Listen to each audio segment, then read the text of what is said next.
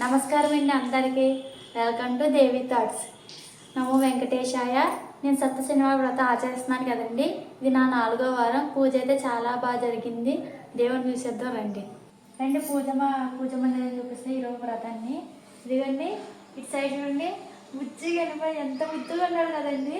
ఇటువైపు వచ్చేసి మహాలక్ష్మి అమ్మ. ఈ వెనకాల వచ్చేసి మధ్యలో ఆ ఏడుకొండవాడు కలియుగ దైవం ఆ శ్రీనివాసుడు. కలశాన్ని నిర్మించుకున్నానండి. కుడివైపు ఉండాలి ఎప్పుడైనా కలశము. నైవేద్యాలు వచ్చేసి దగ్గర రండి చూపిస్తాను.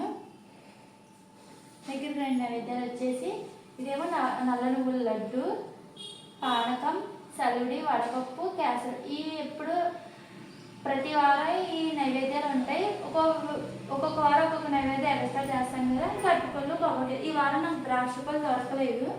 ఈవినింగ్ చూసి ఈవినింగ్ పెడతాను.